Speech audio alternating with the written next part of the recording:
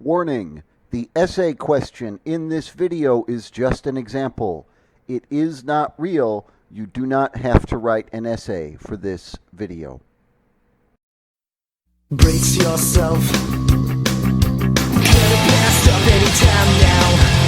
Collect yourself. Things will never be the same in a sad, sad world.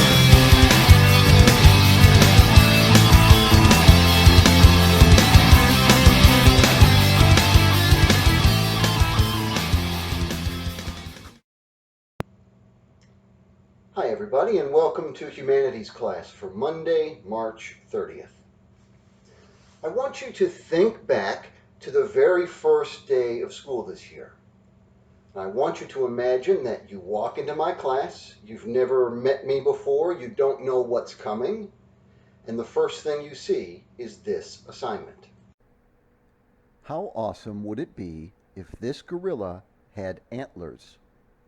Explain your answer in 3 paragraphs. Also explain why someone might say that it was a different level of awesome than you said. If it's the first day of class, you're probably incredibly surprised right now. You've never really seen a question like this asked in a classroom. You don't quite get what's being asked of you, and you're not quite sure what's wrong with this guy. Of course, after several months together, now if you see me ask a question like that for your assignment, you would say, well, that's a typical Mr. Childers question. You wouldn't be surprised. You may be very annoyed, like, oh, I hate this guy, but you wouldn't be surprised.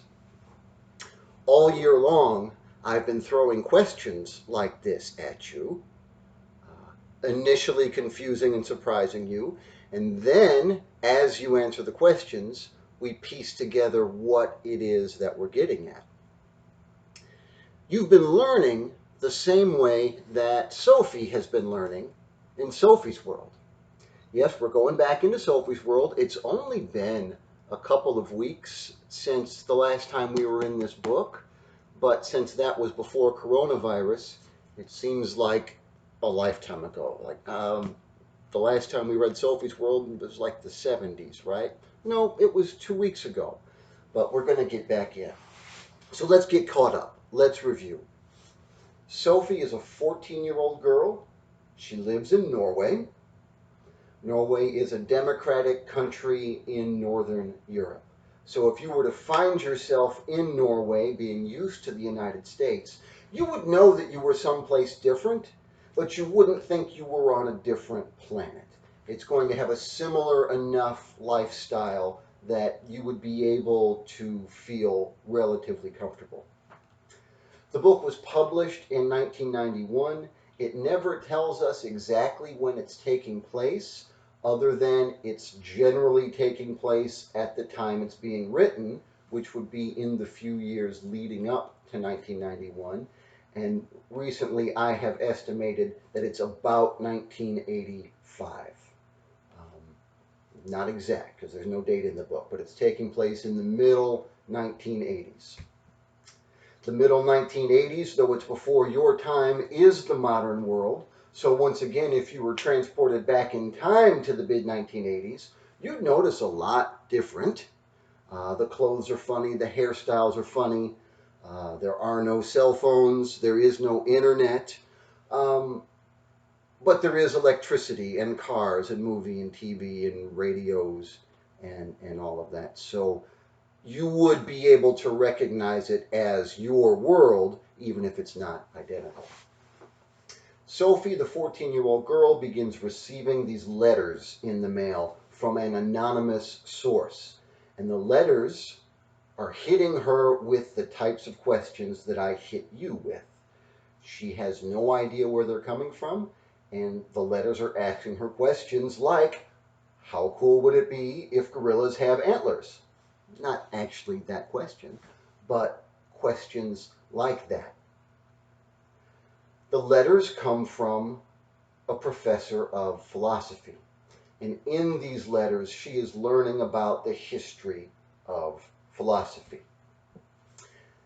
That method of teaching by asking questions, we now know goes all the way back to the great Greek philosopher Socrates.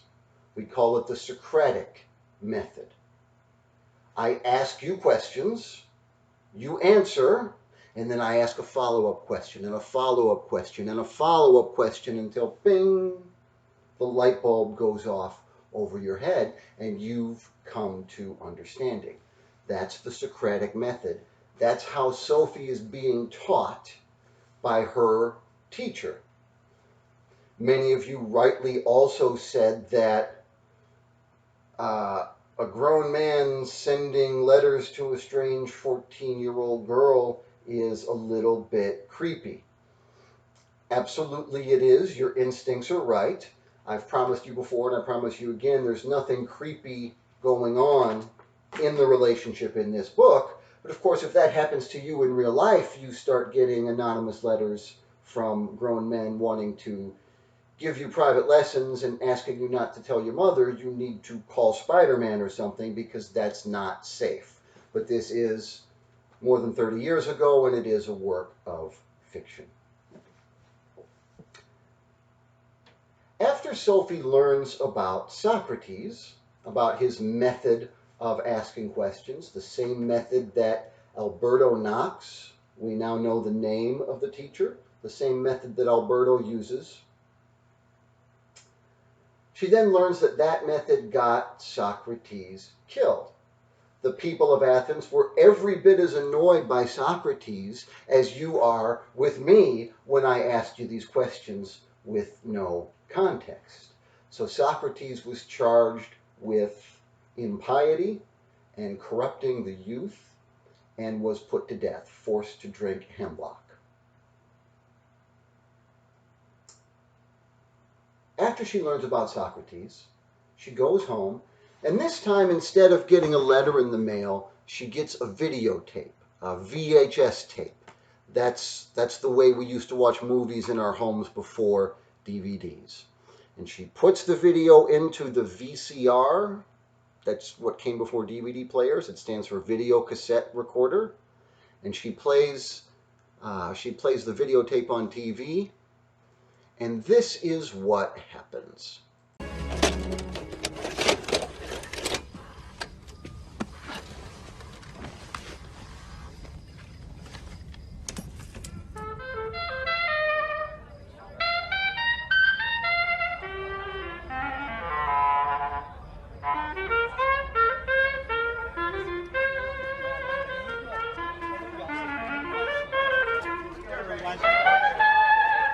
Oj. Är jag på? Går bandet? Okej, ett val. Ja, Sophie. Hjärtligt välkommen till Aten. Ser du templet där nere? Där låg förut marknadsplatsen. Akropolis. Du vet att Aten inte bara är Europas vagga. Det är också filosofins vagga. Här där jag står nu, Sophie.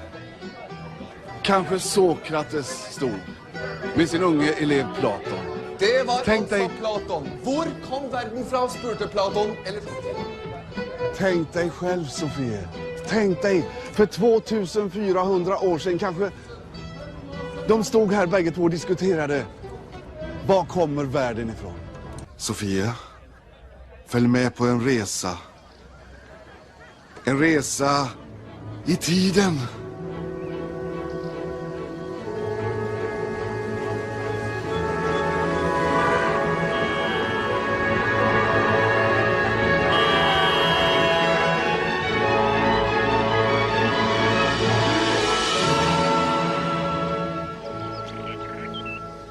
Aten 399 f.Kr. Rättegången mot Sokrates. Här kommer han, Sokrates. Och här har vi åklagarna. Nikon, Meletos, Anitos. Ja, här är en massa människor på väg in till rätten där Meletos strax ska läsa upp anklagelsen. Vi går in. Och Andres Atine. Nu ska Sokrates försvara sig. Ότι μένει εμείς ο Άνδρες Αθηναίοι, πεπόνθατε υπό τον ημών. Han irriterar en massa människor här i Aten. För i flera år så har Sokrates gått runt och ställt kritiska frågor till hög och låg. Och han fått en hel rad, det räcker med discipler. Och nu är det några då som tycker att det har gått för långt. Τον πολλών, ον εψεύσαντο, τούτο ενώ έλεγον ως πριν ημάς ευλαβίστε, μη υπεμβούν. Sofie! Platon! Platon! Där borta! Platon kommer att betyda mycket för filosofins historia. Alltså, han är inte särskilt rädd av sig. Vilken man! Ουμέντι μαδία ο άνδρες Αθηναίοι, και καλλιεπημένους και λόγους ακούσεστε. Ρήμανσιτε και ονόμαστε, ουδέ και κοσμημένους. Vad är det? Ja, förlåt. Visst, Sophie. Jo, Sokrates har gått runt och pratat. För han vill få folk att tänka själva. Om de kan lockas att tänka igenom konsekvenserna av sina egna påståenden så tvingas de att genomskåda sig själva. Alltså, han är så smart, han är så modig, Sophie. Ακουετέμου απολογουμένου. What we didn't see in the video, but happens in the book, is that Plato actually looks directly at Sophie through the TV screen. I see you, Haley. Looks at Sophie through the TV screen and speaks to her. Here's what he says. "Welcome to Athens, Sophie," he said in a gentle voice. He spoke with an accent. "My name is Plato, and I'm going to give you 4 tasks. First, you must think over how a baker can bake 50 absolutely identical cookies. Then you can ask yourself why all horses are the same. Next, you must decide whether you think that man has an immortal soul. And finally, you must say whether men and women are equally sensible. Good luck." Sophie takes those questions just as we did. She thinks about those questions just as we did. And it's in that context that she gets her next letter from Alberto, which is teaching her about Plato. Plato is going to look at these 3 plaid shirts, and he's going to say, what is it that they all have in common? And he's going to answer, they have plaid shirtness in common. That's what makes them the same. Anything about them that is different doesn't come from plaid shirtness. Anything about them that is different is a change or corruption of the one ideal form of plaid shirt that Plato says exists in this higher other spiritual dimension. And that everything in this material world, these actual physical plaid shirts, are less than. They're like shadows cast by that ideal form of a plaid shirt up in the realm of ideas. Plato's going to have an answer for why Socrates taught by asking questions. Why, instead of telling you something, do I ask you all these questions as if the answer is hidden somewhere inside of you? If you ask Plato, it's because the answer is literally hidden inside of you. When you learn, all you're really doing is remembering what you used to know. Used to know when? Well, just like physical objects are not what's real for Plato, your physical body is not the real you for Plato. The real you is your soul, your immaterial, non-physical essence, your immortal soul inside of you. And that immortal soul is hundreds, thousands, millions, billions, trillions of years old, and spent all that time. So yeah, you're not 14, you're 1,014,000,000. Your immortal soul spent all that time before you were born up there in that perfect realm of forms, looking at these ideal forms in bliss and just contemplating the truly real. And then I can only whistle sometimes, and now the tape recorder is going, I can't whistle. Your soul plummets to earth, gets stuck in your body, and slowly begins to remember things. Plato says, I'm teaching you by asking you questions because you actually know you've just forgotten. Okay?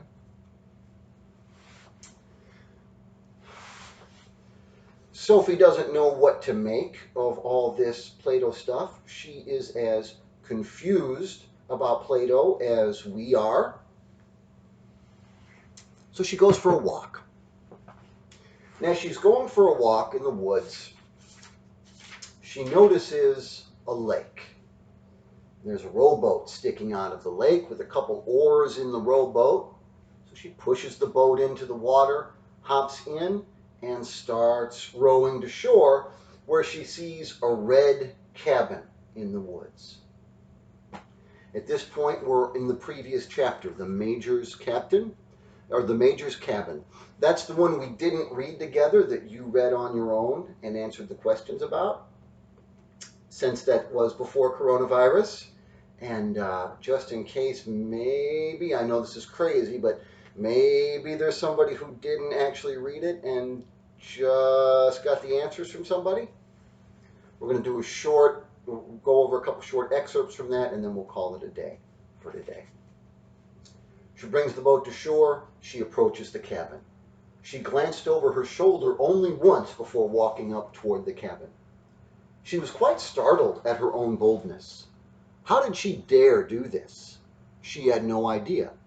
It was as if something impelled her. Impelled means forced. So she feels like she has no choice but to approach the cabin. Sophie went up to the door and knocked.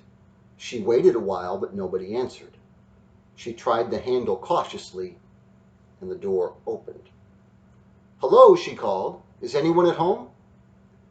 She went in and found herself in a living room. She dared not shut the door behind her. Somebody was obviously living here. Sophie could hear wood crackling in the old stove. Somebody had been here recently. She notices a dining room table, a typewriter, piles of books, papers. On one of the walls hung two pictures. One was an oil painting of a white house which lay a stone's throw from a little bay with a red boathouse. Between the house and the boathouse was a sloping garden with an apple tree, a few thick bushes, and some rocks. A dense fringe of birch trees framed the garden like a garland. The title of the painting was Björkli. Beside that painting hung an old portrait of a man sitting in a chair by a window. He had a book in his lap.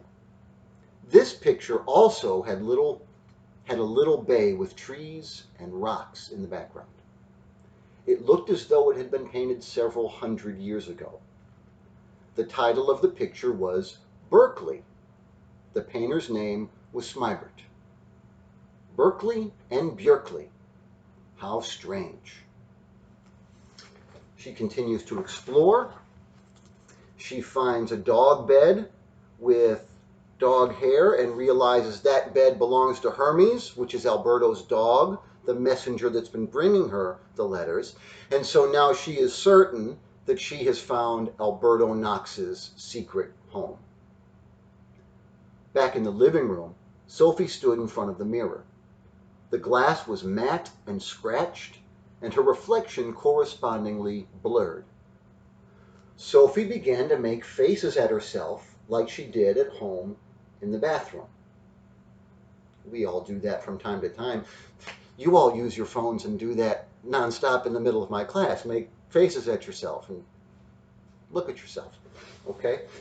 Things never change. It may be the 80s, but we're still doing that, making faces at ourselves in the mirror. Sophie began to make faces at herself like she did at home in the bathroom. Her reflection did exactly the same, which was only to be expected. But all of a sudden something scary happened. Just once, in the space of a split second, Sophie saw quite clearly that the girl in the mirror winked with both eyes. Sophie started back in fright. If she herself had winked, how could she have seen the other girl wink? And not only that, it seemed as though the other girl had winked at Sophie as if to say, I can see you, Sophie. I am in here on the other side. Sophie felt her heart beating, and at the same time she heard a dog barking in the distance. Hermes! She had to get out of here at once. Then she noticed a green wallet on the chest of drawers under the mirror. It contained a 100-crown note, that's their money, a 50, and a school ID card. It showed the picture of a girl with fair hair. Under the picture was the girl's name, Hilda Mueller-Knob. That's the girl that Sophie doesn't know, but she's been getting letters addressed to her in the mail.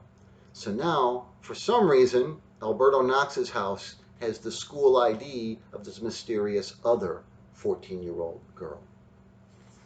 She also finds what's going to be the next letter sent to her that has her name on it, and in her hurry to get out of there before she gets caught, she picks it up and takes it with her.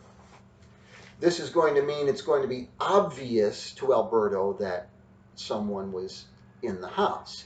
Even though it's got her name on it, he hadn't delivered it to her yet. So once it's gone, he'll know that she was there. When she leaves, she reads the new note, and the new note has more of those annoying questions like I like to ask you. These questions aren't about gorillas and antlers, but here's what the questions are. What came first, the chicken or the idea chicken? Are we born with innate ideas? What is the difference between a plant, an animal, and a human? Why does it rain? What does it take to live a good life? Sophie sends a letter back to Alberto apologizing for breaking into his cabin, and then she spends some time thinking about those questions. That's where we left her 175 years ago before the coronavirus, and that is where we will meet her again tomorrow when we begin together the next chapter, the chapter on the ideas of Aristotle. Thanks for your time today, and I will see you tomorrow.